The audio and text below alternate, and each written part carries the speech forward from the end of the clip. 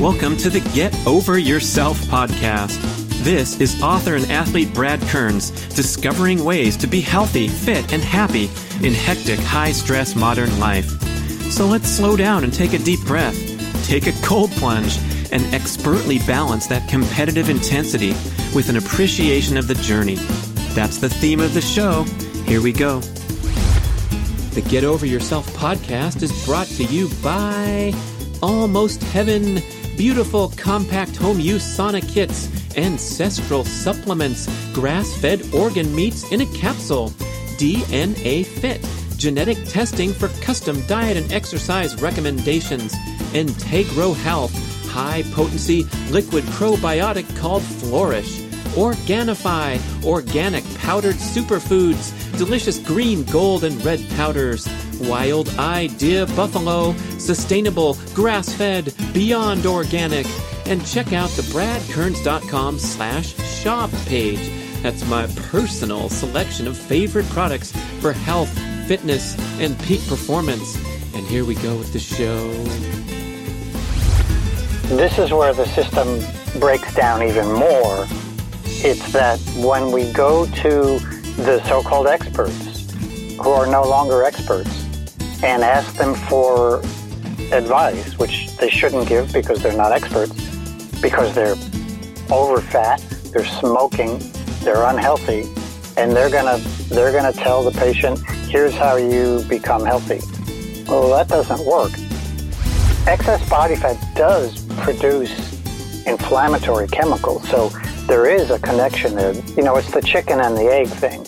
It doesn't really matter because we're going to do the same thing to treat it and to prevent it, which is avoid refined carbohydrate like sugar and all the junk food that is allowed to be promoted to everyone on the planet, including babies. I was able to skip over the whole argument about why eggs are not bad and why they are healthy.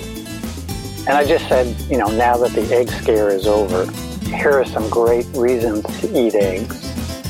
And, you know, hopefully the tide has turned with eggs along with salt. I have an article on salt coming out soon. Let's talk about probiotics from Integro Health. Do you want me to sing the messages? Nah. But probiotics are an extremely important concept. Hopefully you're all in on the values, the benefits of nourishing a healthy gut microbiome so you can flourish in life.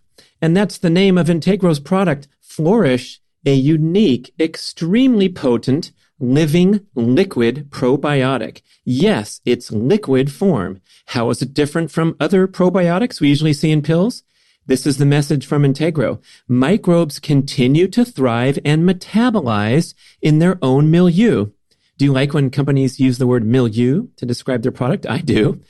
These include short-chain fatty acids, bioactive peptides, amino acids, enzymes, and minerals. The liquid base makes it acid stable, so microbes can survive the stomach environment and transit to the lower GI tract for integration to give you a healthy gut microbiome. There's 11 different strains in this thing, carefully hand-cultivated in the laboratory with precision to deliver 8 billion total CFU. Why take probiotics? Come on. You have to ask. It's going to strengthen your immune function, reduce systemic inflammation, the root cause of all disease, improve digestion, promote bowel regularity, relieve gas and bloating, get you going again after illness or antibiotic use. That's me, because I first got this shipment the very day I returned home from a Mexican vacation and had a stomach illness once again. What a bummer. So sad, because I love going down south, but I needed to repair and return to action quickly. So I started guzzling this stuff and had a wonderful return to health. I'm a very enthusiastic user. and will be over the long run because I need all the help I can get. I don't know about you. When we're talking about our routine usage of antibiotics, the stress we put on our system and in the environment every single day, I especially notice my gut health is compromised when I engage in overly intensive athletic training, have trouble recovering. My gut is the first thing to go. So this is my go-to product, the Flourish probiotic in liquid form. Try it yourself. I love the delicious root beer float flavor. Just kidding, man. This stuff is no funny business. This is the real deal. It's very potent. It tastes fine. It goes down okay, but no root beer float flavor. Sorry. Take it. You'll love it. Go look at integrohealth.com for more information and to order shipped directly to your door in its unique liquid form. Flourish.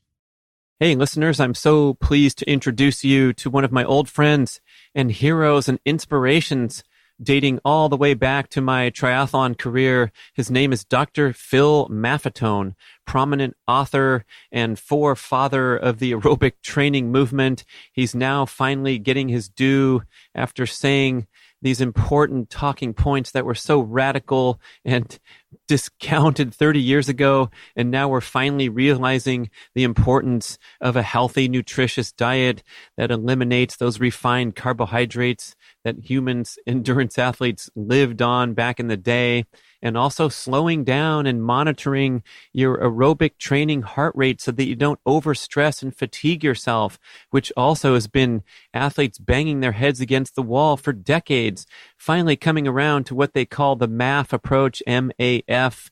That is the first three letters of his last name, and it also stands for maximum aerobic function. You'll love his many, many books on the subject. So check out philmaffetone.com. He's got some interesting, healthy sourced supplements as well. And we aspired to talk about endurance peak performance as usual. I have many shows with him on the Primal Endurance podcast channel, but we got to talking about the grand ills of modern society and the flawed and manipulative mainstream media and conventional wisdom about diet and nutrition that has caused so much damage and destruction and pain and suffering, and how to fix that and chart your own course and honor your personal experimentation, especially his wonderful 2-week test, which is a carbohydrate restriction test where you ditch everything, see how you feel, alleviation of the common symptoms that we experience from a high carbohydrate, high insulin producing diet. Oh man, you're going to love this show from a free thinker and a big picture guy who's one of the true pioneers and forefathers in all things having to do with endurance training, athletic performance, and doing it in a healthy manner. One of his first books was called In Fitness and in Health, and he was kind of the first guy to call distinction to the idea that fitness is not necessarily aligned with health because you can pursue fitness goals in an unhealthy manner. Dr. Phil Maffetone, you're going to love it. Enjoy.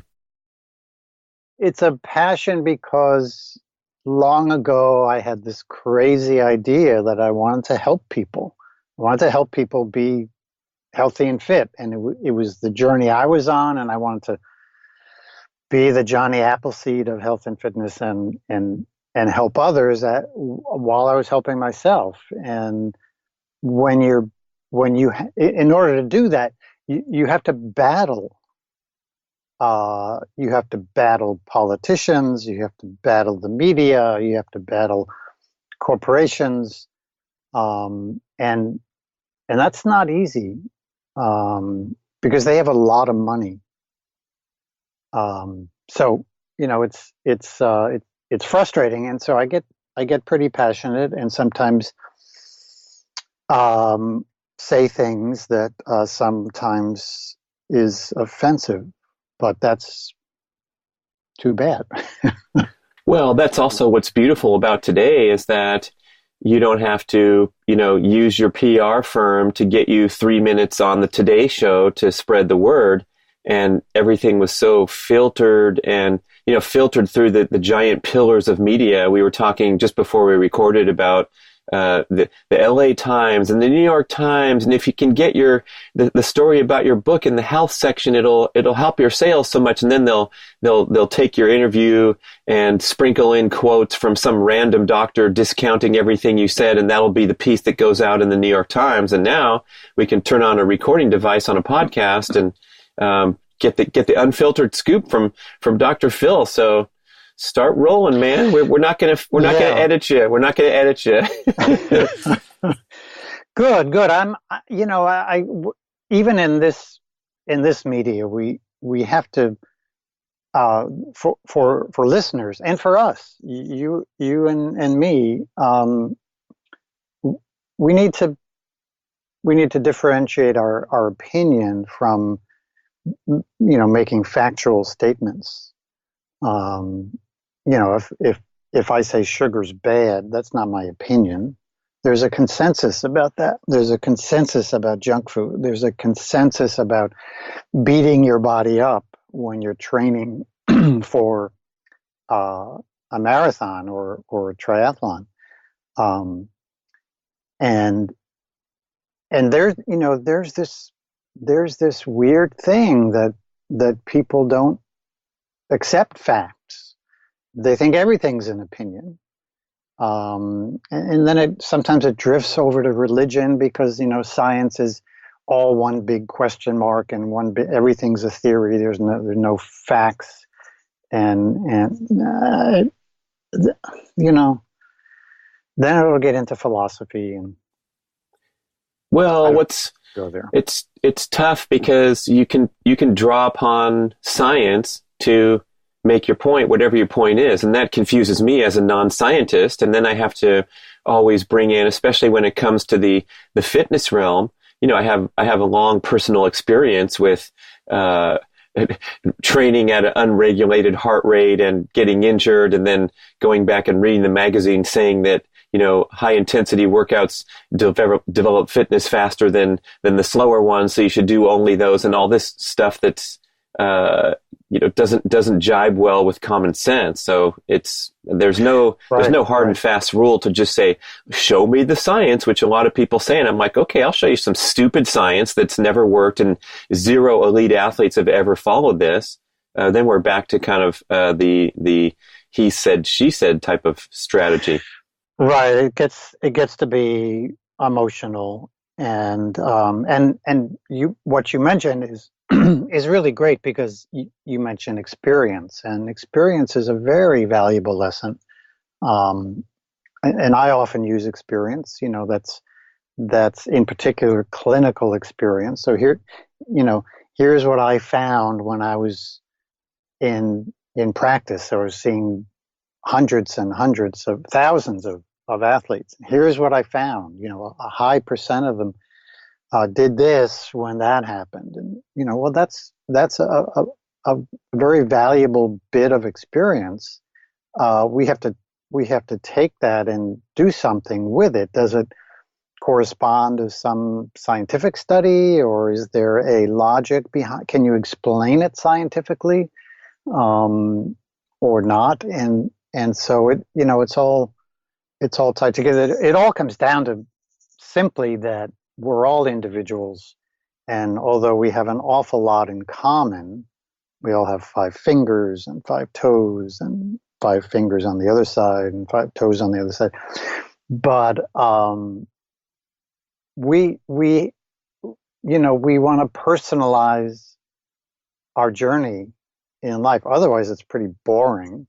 And then it's hit and miss. We want to personalize our journey, and that's what I'm all about, helping people do that. That's what MAF is. It's not a program. It's a way to personalize your journey of life in a way that you continually build health and fitness. It's a pretty good deal, but it's also weird. It's so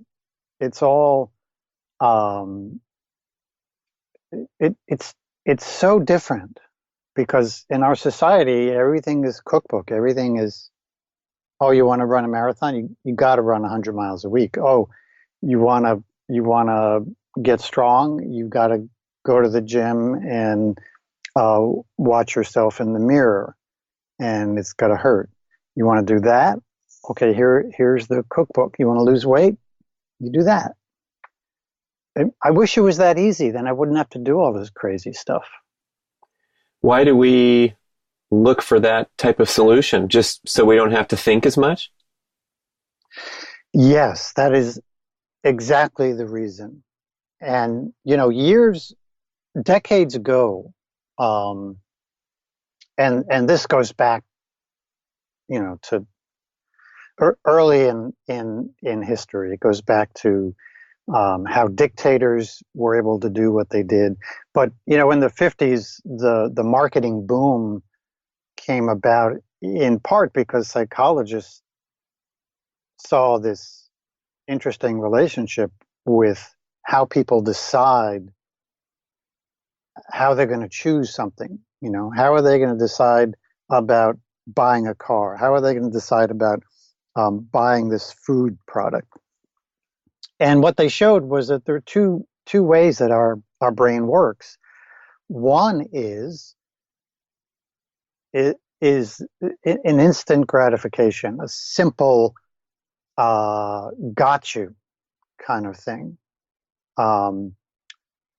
Brad, if you want to lose 10 pounds in 1 week, here's the answer. I'm in. What do I do? That's exactly what not everyone, but that's exactly what a lot of people listening want to know. Oh, now I've got their attention. They don't think about, well, what is it involved? Is it real? Can you really do that?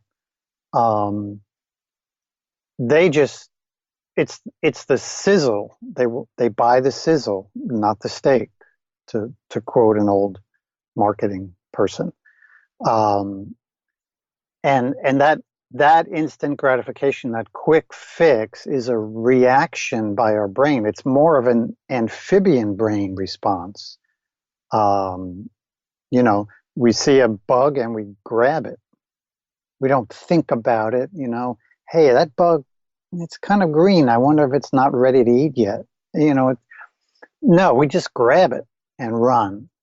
And the problem with that is that there are cognitive errors associated with that mentality, but it's the way people buy stuff. It's the way people attach themselves to exercise programs, to diet styles, to philosophy. It's the other way we use our brains is an analytical way, where we think, okay, I'm going to lose 10 pounds in 1 week.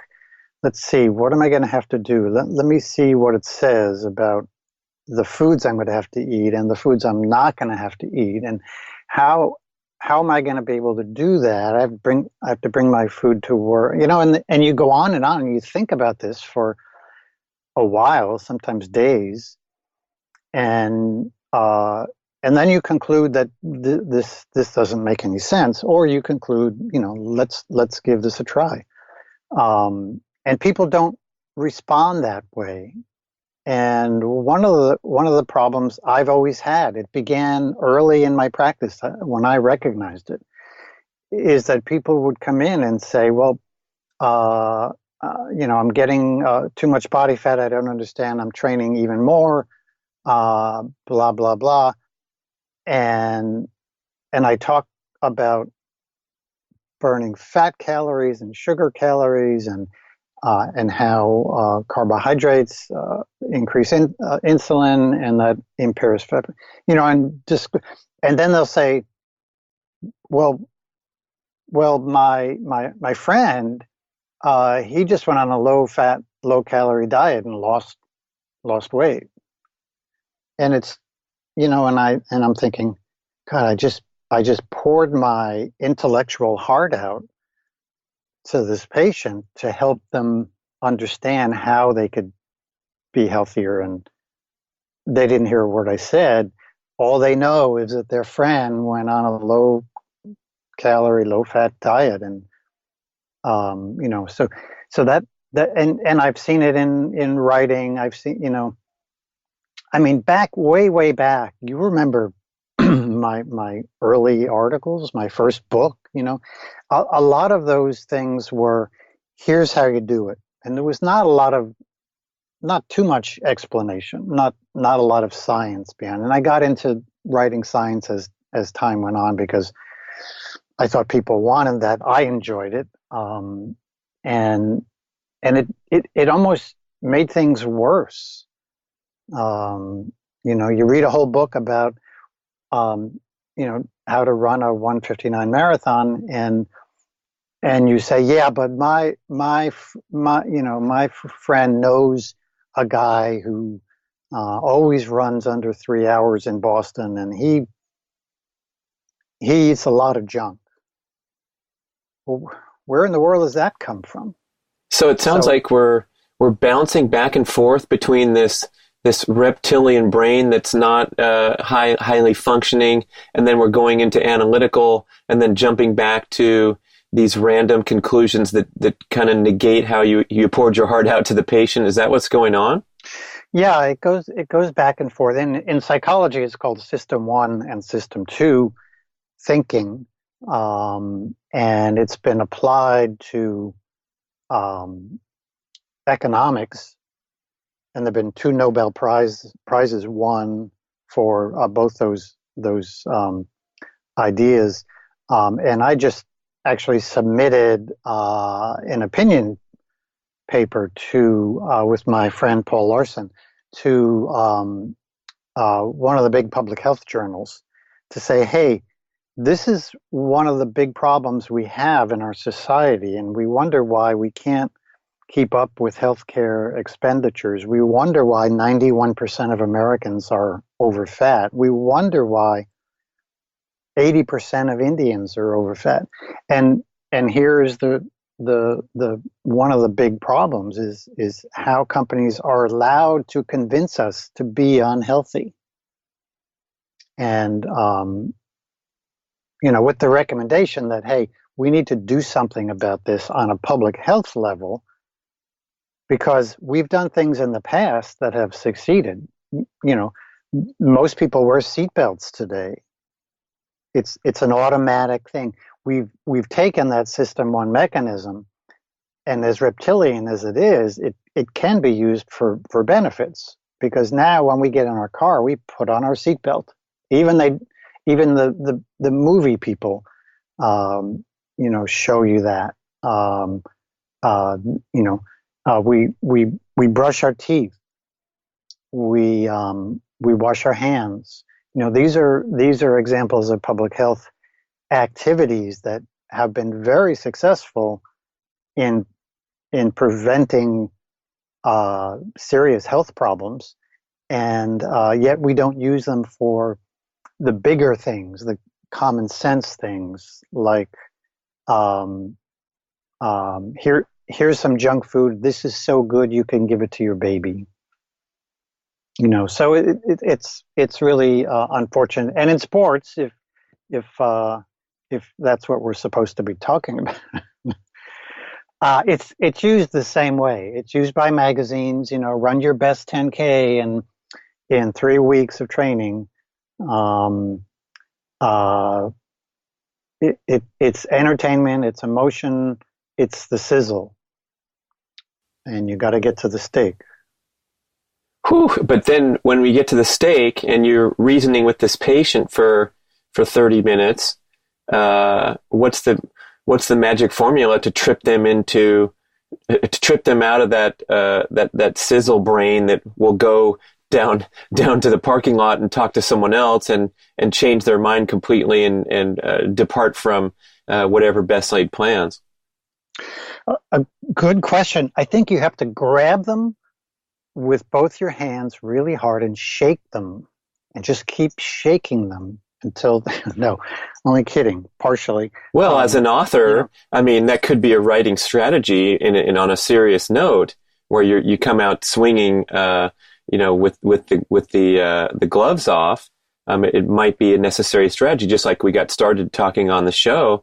Nice and polite might not fly when your message has been stomped on by the powers that be irresponsibly and unfairly. Exactly. And I try typically to approach it from the standpoint of, hey, if you want to get faster, if you want to burn off excess body fat, if you want to prevent injuries, if you want to perform your best, what a deal. And then present the information. And if they don't want to take it, then fine. My experience is they'll eventually come back, many of them, because whatever they're doing isn't working.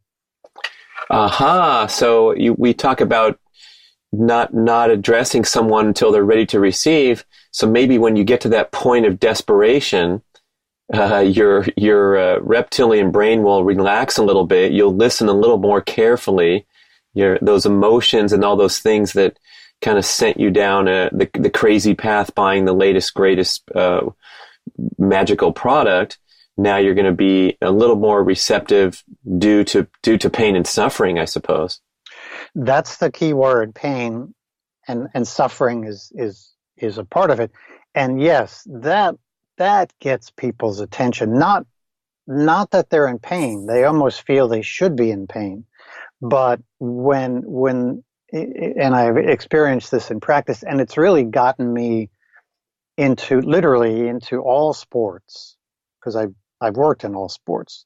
And this, the same story is applicable to all the sports. When I'm in that sport and somebody in the media says, "Hey, how'd you get into motorsports?" And it was the same thing. I had a driver who had pain, or in the case of motorsports, I had a driver who had some neurological problems that had to do with his eyes, and I was able to correct it. In sports, I saw this young kid who had leg pain, chronic leg pain, and he wanted to race in the upcoming weekend, and I was able to fix his leg pain, and he was able to race. And he won. That guy was Mark Allen. And only then does someone like that start paying attention. Hey, he fixed my leg pain.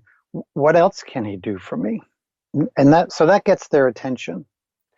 And then we have the problem of the lack of consensus on things like the refined vegetable oils, where there's a lot of data that's saying they're killing many people in the modern world due to direct association with cancer and dysfunction at the cellular level. But we're still going into Whole Foods and buying organic canola oil. So why haven't we achieved consensus on some of these big ticket diet items that seem to the enlightened to be so obvious, but still, I know you mentioned the money behind it and the marketing dollars, but it seems like, it's about time to kind of topple over these last remaining pillars of flawed dietary advice and knowledge that we've taken to be true for so long.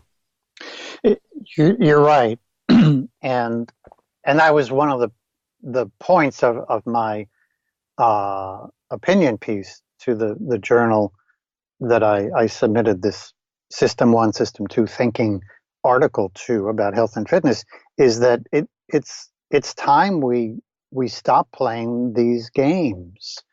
And it is about money. There is a scientific consensus regarding the use of vegetable oils. There has been, I remember lecturing about this in the early 80s, I think. So it's not new. And there is a consensus. We could sit in front of a scientific audience and say, here's why vegetable oils are bad, and or write a review article and have it submitted to the New England Journal of Medicine, and it would be accepted because the scientific information, the backup for what you're trying to say is all there, and it's been there for a long time. And it is about money. It's about politics, which is about money. It's about power, which is about money. It's about corporate greed, which is about money. And if I'm if I'm selling you something and suddenly we find out it's bad, I'm going to keep selling it to you. I mean, look at what the tobacco company did. They knew decades ago that they were going to have problems in certain parts of the world, like in the US. And so they diversified and they bought, junk food companies, and then they weren't hurt as much. But the fact is today, there are more cigarettes sold than ever. Tobacco is very popular worldwide, and the fact that they had this big lawsuit in the U.S., and so in the U.S. you can't advertise tobacco in magazines or on radio and TV. It's out there. It's out there. It's in movies. It's on the internet. Yeah, we don't have Joe Camel, but we still have Joe Camel. It's all out there, and kids are still smoking. So it's all about money. And do we as a society allow that to happen? Well, we have been allowing it to happen, and now we're in a big mess. And what are we going to do about it? I have some answers, but I don't know when the problem will be addressed. It's certainly not being addressed now. Well, let's say the well-intentioned, open-minded consumer is trying to do the best they can and is trying to decide between a vegetarian eating pattern and this primal paleo, low-carb keto stuff, and is trying to be thoughtful and go to the bookstore and look at the prominent authors and people that have engendered respect in their careers. But we kind of head to some forks in the road, and I'm still wondering how to resolve that when I'm sitting down at the family dinner table for Thanksgiving, and the conversation goes to this direction or that direction, and someone says, "Well, yeah, there's this article that I said that I just read that says eggs are bad and that cholesterol will clog your arteries." I mean, it's still floating around there right in our faces with these documentaries that are coming out where the doctor was on camera saying that eggs will kill you. And he's a prominent physician with a long record and a respected name in the world. Yeah, it's sad. And that's why I don't do those Thanksgiving things or any holiday things. But for the first time, I wrote an article that I think just recently came out on my website, maybe last week, about eggs. And I've been writing articles on eggs my entire career. I began doing it when I was a student, about the benefits of eggs. And for the first time in my career, I was able to skip over the whole argument about why eggs are not bad and why they are healthy. And I just said, now that the egg scare is over, here are some great reasons to eat eggs. And hopefully the tide has turned with eggs, along with salt. I have an article on salt coming out soon. And red meat, and this and that. There's pretty good consensus for, when we look at all the things that we're confronted with when it comes to health and fitness. What foods do we eat? What do we avoid? What do we do when, before we exercise? What do we do during a long trail run? What about shoes? What kind of training should I do? Should I run really hard every day because that's what my neighbor does? For most of those issues, there's a pretty good consensus on a scientific and a clinical level. the confusion is that, we have a lot of things lingering on for various reasons. One is the money issue. The other is tradition is hard to break. To say red meat, what's so unique about red meat? Chicken is the worst kind of meat to eat. If you want to bash meat, chicken is the worst kind of meat. It has the highest level of arachidonic acid, and arachidonic acid, comes down into the inflammatory pathway. We need inflammation, but we don't need a lot of it. But arachidonic acid is the primary driver of inflammation, and when that becomes chronic, that's the first stage of disease and impairment, physical impairment. So what is it about red meat? Okay, now pork is okay because it's white. Veal, those little baby cows, veal is okay because it's white.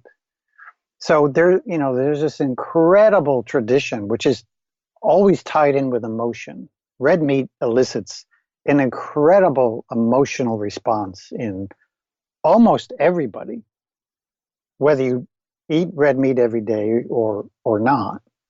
But there's a pretty good consensus. If we had to sit down, we scientists and we clinicians, and say, okay, we're gonna make the top 10 recommendations for the world, because we're going down the tubes. We're halfway down the tube. When most of the world is overfed, and the condition of excess body fat is the first stage of all the chronic diseases and all your intermediary problems: high cholesterol, high blood pressure, blood sugar impairments, and so forth. We need to do something fast. And so here, you guys sit in a room and come up with the top 10 or 20 things that people, as a guideline, that people can do, and still be able to say, okay, everyone has to personalize this. And so if you don't want to eat certain foods, that's okay, because you can get your nutrients from alternatives. But the fact that there is a consensus there is ignored by most people. They're willing to latch, that's that system 1 amphibian brain thing. They're willing to latch on to tradition and emotion, and that's not how we want to do it if we're trying to personalize our life so that we're the healthiest we can be and the fittest we can be. So this personalizing and trying things out for yourself, I think one of the problems when it comes to considering a dietary transition, especially going against the advice of your physician, because generally speaking, the certified nutritionists and the family physicians, or the physicians that touch the end user a lot, are still looking at a blood report saying your LDL is too high, and they're sending you home with the order to not consume eggs or red meat.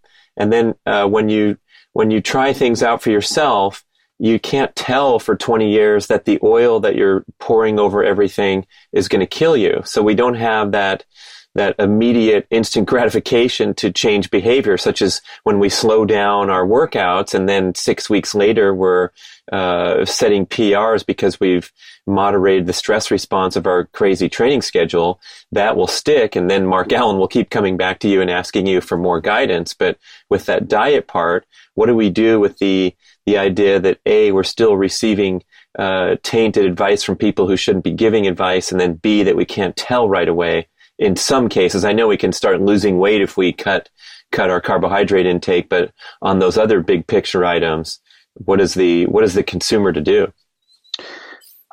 This is where the system breaks down even more. It's that when we go to the so-called experts, who are no longer experts, and ask them for advice, which they shouldn't give because they're not experts, because they're overfat, they're smoking, they're unhealthy, and they're gonna tell the patient, here's how you become healthy. Well, that doesn't work. And more important is the fact that a lot of these professionals, a lot of these practitioners are influenced the same way consumers are influenced by articles in the newspaper, by advertisers. Advertisers are very smart. They spend a lot of money to convince you about whatever they want to convince you about, to sell their product. And doctors are not immune to that. You know, the word doctor means teacher. And I took that very serious. And I needed to teach myself. I needed to learn how to be healthy. And then my job was really to teach people. And there are not a lot of doctors who teach people today. There are not a lot of practitioners who teach people. Everything is cookbook. And so if you're over fat, if your blood pressure is high, if your your brain is starting to fade, you're not remembering things. Doctors don't. First of all, they don't have any time to explain things to you, even if they did understand what needed to be recommended or what needed to be tried. Everything is cookbook. Almost everything is cookbook in healthcare now. So you diagnose something, and so you come up with a name, and then you treat the name. But you know what? There's a person there. There's a person behind that name. You're not treating diabetes. You're treating Joe and Susie. And every diabetic is different. They're all individuals. And so you need to personalize their program. And you really can't physically and mentally do that for a patient. But what you can do is help them do it for themselves. And that whole process has completely fallen apart. Hardly anybody does it anymore. Even the alternative care folks. You know, at one time, alternative medicine, which is really a terrible name, it was developed, the name, by medicine, to imply that, we're going to do, these guys have an alternative to good health care. Alternative lifestyles. So you've chosen an alternative lifestyle. Excuse me. Yeah, I mean, and so, but alternative medicine has really, as a whole, as a group, has sold out, and we can hit all the professions, since people want to pick on me. Okay, so chiropractors and acupuncturists and nutritionists, the nutritionist in the alternative, so-called alternative nutritionists, as opposed to the ones who are employed by hospitals, who also use cookbook remedies. But they've also gone the cookbook route because it's easier and it's quicker. And so when a patient comes in to see you, and they have some body pain, well, you offer a particular service and you treat them based on the service you render, not on what their needs are. And of course, there are exceptions. There's some great clinicians out there. Unfortunately, there are not too many. And most practitioners know what they're going to do before they even see the patient. And that's just sad. And you add that to the fact that patients are not being educated properly. And it's a disaster. It's only going to get worse. Right. The doctor-patient time is cutting down, and I guess we're too busy to really dig in and read and educate ourselves today. We're too busy with instant gratification, social media, things like that. I feel like it's affected my own personal life where, I used to read voraciously. I have a stack of books on the shelf. I read them all. And now I have a stack of books by my bedside, but I don't seem to be getting through them too quickly because there's too much other stimulation in my life, and I'm exhausted and can't pick up a book like I used to. Yeah, it's overwhelming. I don't have a TV or radio. I don't look at the news. I don't know what day it is half the time, unless I have notices that I have a podcast with Dad at 9:30. Well, I don't know what day it is either, because obviously we were supposed to record last week, and the morning time zone came and went, and I was like, oh my gosh, it's not that I forgot about this long awaited podcast with Dr. Phil Maffetone. I just didn't know what day it was. That was where I was at that time. So I guess that's not as bad as completely forgetting about our podcast, but I woke up, I thought it was Thursday morning. I think I went out and played my beloved morning speed golf round and then got back and I'm like, oh my God, it's Friday. But on that note, you're doing this for a defined purpose, which is to, I guess, reduce the stress in your life and reduce the stimulation, which has negative health consequences. You're not just trying to be an off-the-grid dork who's making a point and sending photos via Instagram of your solar panels. You're disengaging from modern media for a specific purpose. Exactly. I'm doing it because I want to reduce stress, and that's one of the things that anyone who understands stress, which we define as being physical, biochemical, and mental, emotional in nature, does. They recommend reducing stress. And there are a lot of stresses people can eliminate or reduce. And then what happens when you do that, the body is now healthier and more fit, and now you're able to cope, you're able to adapt to all the other stresses, which we may not be able to change. So yeah, I do it for selfish reasons. At the same time, I want to be able to explain how somebody can do those things, and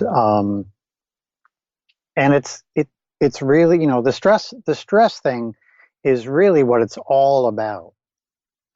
If we I'm into the big picture. Sometimes we have to whittle down and say, well, here's the mechanism that's going on in the knee joint when you get injured. But there's a big picture.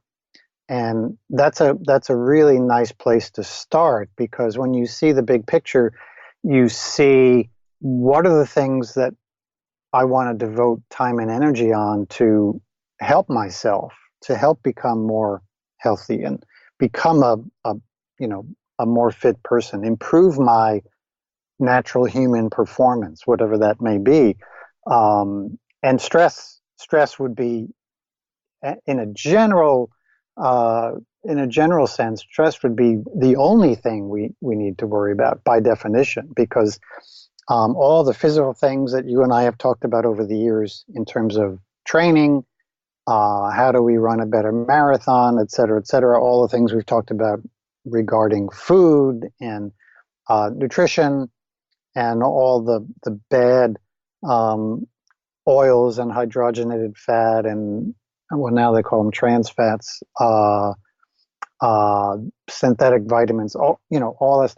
We can all throw that into this thing called stress, because there are physical stresses that we need to deal with. There are biochemical stresses, which is where nutrition is and food.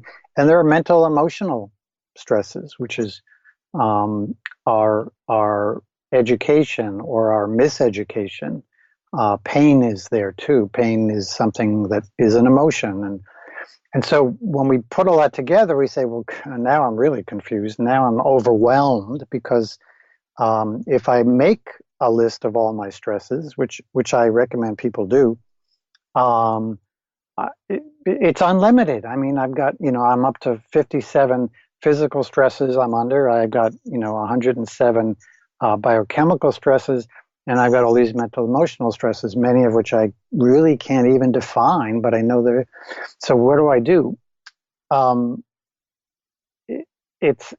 everybody's waiting for the answer. I don't know the answer because it's individual. It's very personal. I can give you some ideas from a physiological standpoint. When we look at things like, well, we brought this up before. What are the causes of chronic illness? We're no longer dying of infectious diseases. We're dying of chronic illness. Most people today die of chronic disease, and virtually all those diseases are preventable. Everybody knows that. Scientists know that. Clinicians know that. You look up on the CDC website. These are preventable conditions, which means they don't have to happen. And so, what do they have in common? What are all these chronic diseases?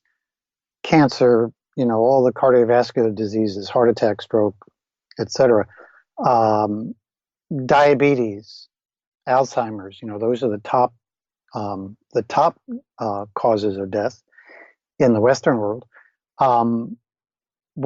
Is there some common denominator there? Everyone makes it seem like, well, you got cardiovascular disease here, and then you got cancer over there. And so if you have both of these, you go to one doctor for one and the other doctor for another. In end stage situations, that makes perfect sense, and having a specialist is really wonderful. However, why are we all waiting around to go to a specialist when we could be more proactive? But what is the common denominator? It has to do with being over fat, and that's pretty clear from a scientific standpoint. Excess body fat is associated with increased chronic inflammation, which is that first stage of, or the overfat is really the first stage of chronic disease.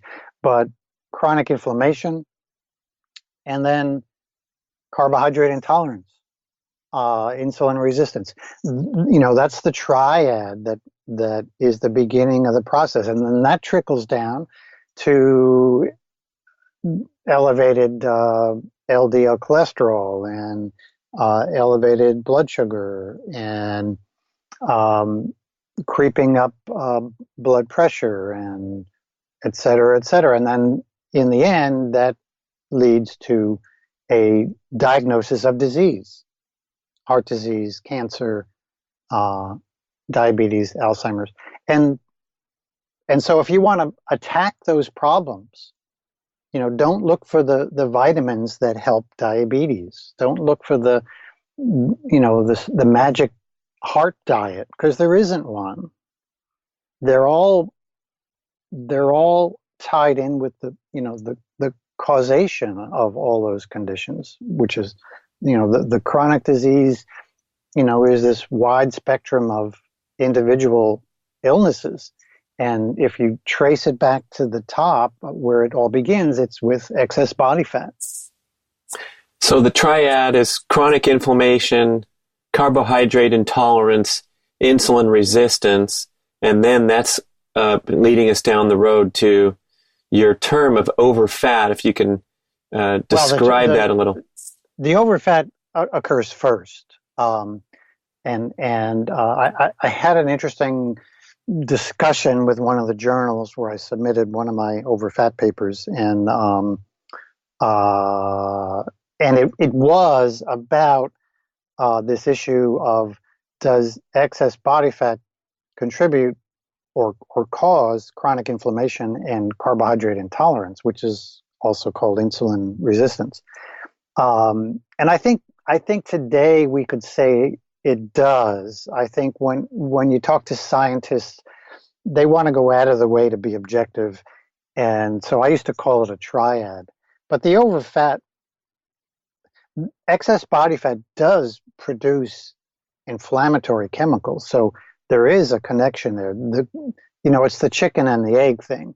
It doesn't really matter because we're going to do the same thing to treat it and to prevent it, which is avoid refined carbohydrate like sugar and all the junk food that is allowed to be promoted to everyone on the planet, including babies.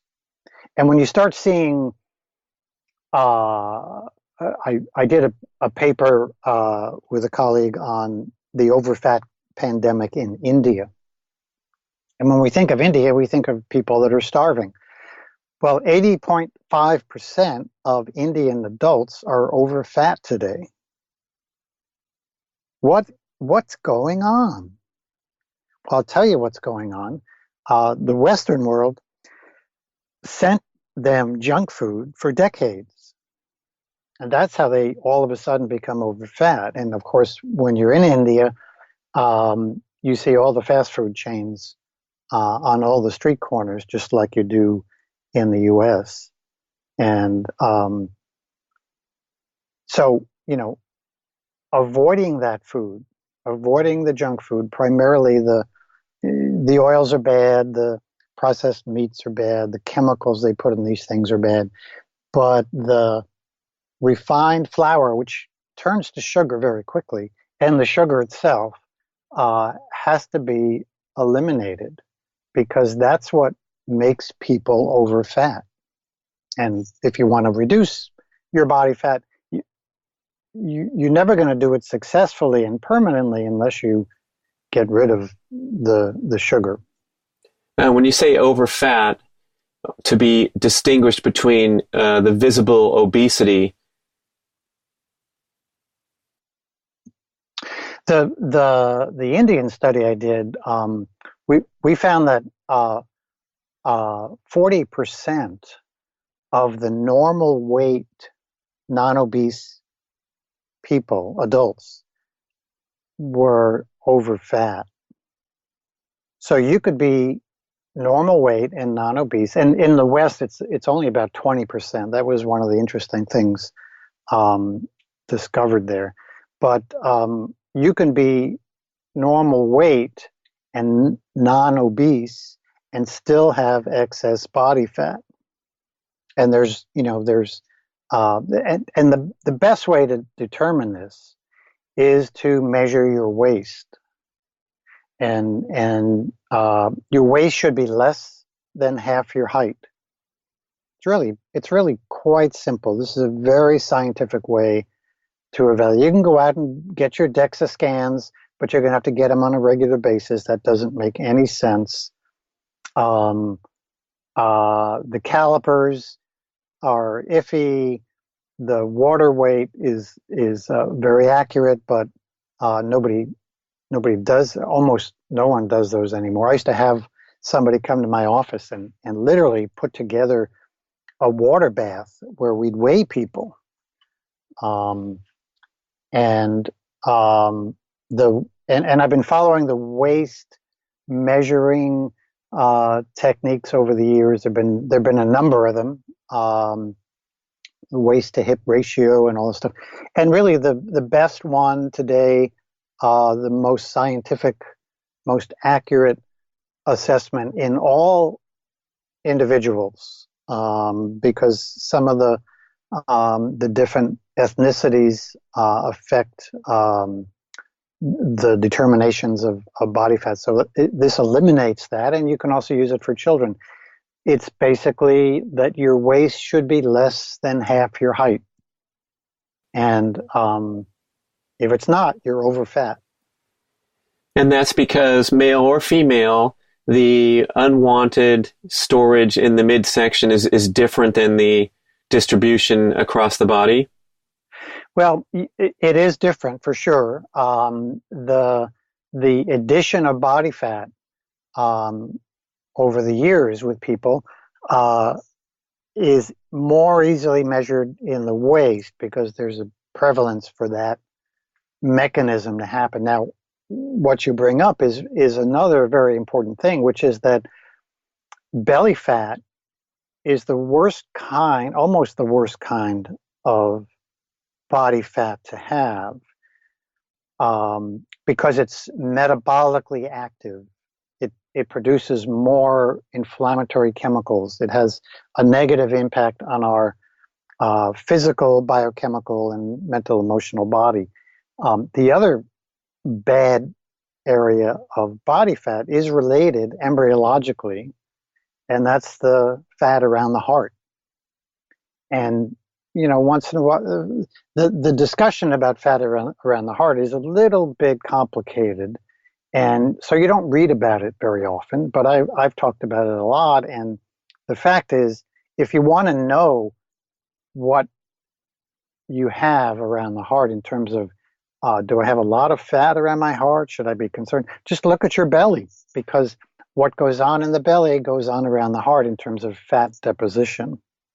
So you can get a pretty good idea about fat around the heart by looking at your belly and measuring your waist and making sure your waist is less than half your height. Phil, what about this concept that the accumulation of belly fat is a slippery slope, being that if you start to add a little as you get advanced in the years or whatever, toning down your commitment to healthy eating and exercise, a little will manifest into more because of the inflammatory aspects of that type of body fat? That's that triad we talked about earlier. It's a vicious cycle. Whether excess body fat is the first thing that happens is almost irrelevant, because excess body fat begins to develop, and there's a vicious cycle between that and chronic inflammation and carbohydrate intolerance or insulin resistance, and that goes round and round, and now that speeds up the depositing of body fat. Now you're in that excess body fat state. It becomes more evident in the belly, and then it's around the heart as well, which adversely affects the heart. So yeah, it becomes a spiral, and there is a normal deposition of more fat in the central part of the body around the belly. However, that normality does not include the overfat state. It just means that, as we age, we lose a little bit of muscle. We shouldn't lose too much if we're physically active. And as we lose muscle, we have slightly more body fat, but it should never be to the point of being overfed. Again, if we monitor our waist, it should always be below half our height. And if we're concerned and we want to make some quick redirection, turn things around, what would be the triad of things to do with our diet or our daily activity, physical exercise? How would you attack that? I know you want to do everything personally, but if we're listening, if the audience is listening, what are your big ticket items that give you the most return on investment? Well, we can look at what are the physical things I can do with exercise and training and heart rate and blah blah blah. What dietary things should I do? There's so many of those. What about protein? What about fats and oils? What about carbohydrates, fruits and vegetables? What about vitamin supplements? And then all the mental, emotional things that are floating around out there that come and go, which have a lot of hype attached to them as well. And it's overwhelming. It's confusing. What's a consumer to do? What am I to do? Where do I go? How do I start? It's really pretty simple. You start at the top, and you get rid of refined carbohydrate and sugar.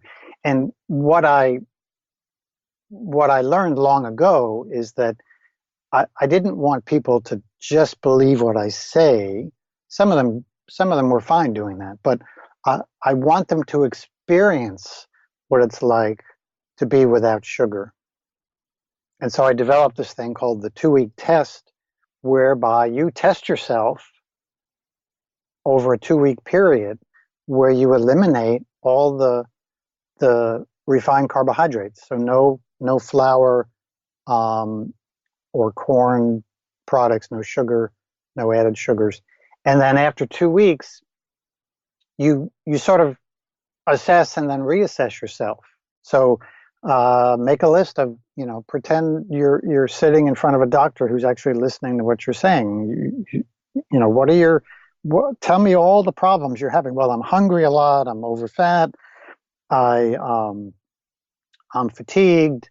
I don't sleep well, and whatever. You have all these things. And now after 2 weeks in this 2-week test, you reassess. Okay, now I'm not so hungry. I'm sleeping better.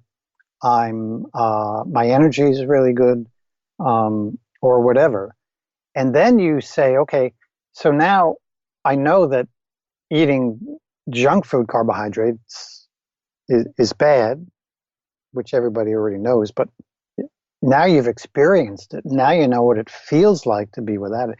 Now you say, okay, have I damaged my metabolism of eating this junk for years to the point where now I can't eat unlimited amounts of natural carbohydrates?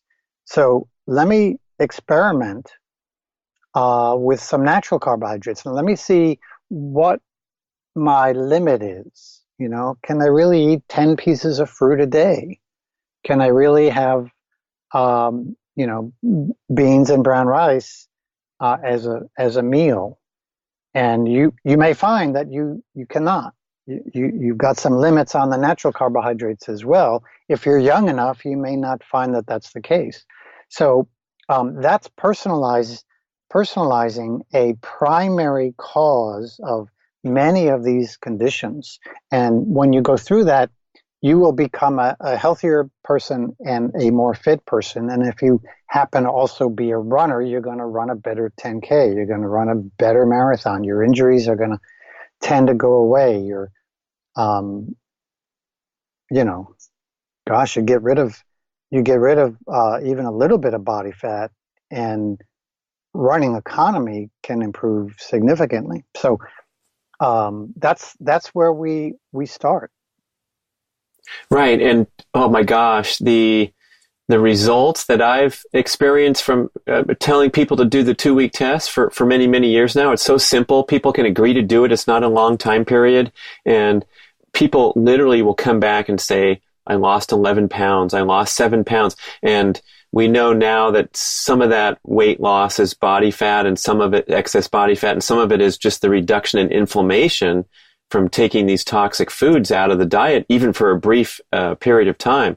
And just to be clear, when you say, talk about the natural carbohydrates and reintroducing them, what you're trying to do here is determine when these unpleasant symptoms come back, at what level of carbohydrate consumption. So if you hit 12 servings of fruit a day after your 2-week test, you might find that you're tired after the meals, you have gas, bloating, digestive problems, the things that we're so accustomed to in a high carbohydrate diet, and then you kind of fine tune from there. Did I capture that okay? Exactly. Yep. You just, you're determining your level of insulin resistance, and that's not difficult to do, and then learning your tolerance for natural carbohydrates falls into place fairly easy, and especially if you have symptoms like hunger and fatigue and intestinal bloating, gas and bloating. These things happen quick, and when you eliminate the foods that cause them, those symptoms change pretty quick. And so, and you can use weight as well. If you lose, a few pounds over the 2-week test period, and then you start eating natural carbohydrates, which are supposed to be really healthy, well, they may not be for you because you're too insulin resistant. So when you start experimenting with those, all of a sudden you gain a couple of pounds and your fatigue and your hunger comes back, and you say, aha, that's excessive for me. I'm going to cut back to having only, 2 fruits a day, or whatever. That it just gets very individual. And, a lot of this has to do with instincts and intuition. For millions of years, humans knew what to eat. Of course, we didn't have the confusion we have today, but today we don't know what to eat. The average person is completely confused, and their education is from the newspapers and online ads, and so we get confused. And so personalizing it is figuring out how to do things, and really what you're doing is developing instincts and intuition. Well, certainly if you clean up your diet, you start to correct some of those desensitizations of your palate and your addiction to sugar, and what you think tastes good and what you think is sweet enough for your Starbucks drink. Do you want 7 pumps or 6 or 5 or 4, 3 or 2 or 1 or 0? It's time to realize that, the lifelong habits have messed us up so that we're sugar fiends, really. Yeah, and that's surprise, surprise, because when we do this, when we eliminate these bad foods, our brains work better, and that's where the instincts and intuition are located. We're able to use logic. We're able to sense that a big plate of sweet potatoes, which have been genetically modified to be much sweeter, but now they have marshmallows in them. You just sense that, hey, this doesn't look as good as it used to. Oh, is the marshmallows like a common Thanksgiving dish? Someone else said that to me, and I'm like, what are you talking about? Am I out of the loop? I'm continually reminded that it still does exist. I remember growing up as a kid eating it, and I'm reminded that people still do that. And I let's not go there. Wow, what a destruction! Yeah. Oh my gosh. Pick through the ice caps, the icebergs there, and get your sweet potatoes. Yeah, and then what the media does is they say, turkey has a lot of tryptophan, and that makes you sleepy after you eat it. Oh, you mean it's not the 4 pieces of pie and the marshmallows and all the other sweetened foods, the stuffing that's made from junk food? It's not all that? So it's just, it's just... the sound bites. It's insane. Yeah. Oh, Phil, that's a lot to think about, man. We're setting straight all the ills of society and modern media and the hype. So thank you so much for covering all these topics. Now, we had the ambition to talk about fitness training, peak athletic performance. So I'm going to have to get you on for a whole separate show if you'll agree, and we'll go into those topics. But what fun to talk about these big picture items, because you're a big picture guy. Thanks, Brad. Yes, I'd be happy to talk more anytime.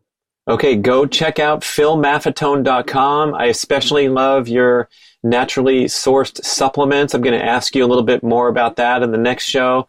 A great newsletter that you can subscribe to. Thank you, listeners, for joining Dr. Phil Maffetone at his new home in Florida. Dun-dun-dun-dun-dun.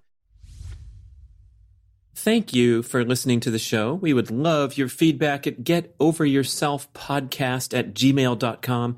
And we would also love if you could leave a rating and a review on iTunes or wherever you listen to podcasts.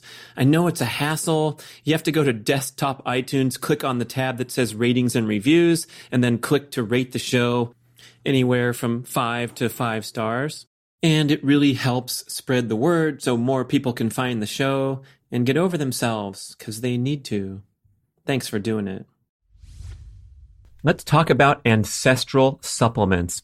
If you're into ancestral health, primal paleo, keto, you know the importance of consuming these unique agents contained in bone marrow, in the nose to tail organ meats, liver, kidney, all that stuff, the great bone broth benefits. Well, how's it going? For me, since years ago when Dr. Kate Shanahan asserted the importance of these wonderful nutritional benefits that you can't get elsewhere, not too good. I don't know how to cook a liver or a kidney, but now your problems are solved forever when you go to ancestralsupplements.com, a wonderful company filled with people who are living the dream, walking their talk, and bottling up the purest, cleanest sources of grass-fed organ meats, kidney, liver, bone marrow, all in these wonderful capsules. I dump them in my smoothie every day. I'm healthy. I don't have to worry. It's an incredible dietary boost. And this is so different from swallowing a bunch of those synthetic vitamins and those giant bottles from the big box stores. Highly questionable health practice. This stuff is the real deal. Grass-fed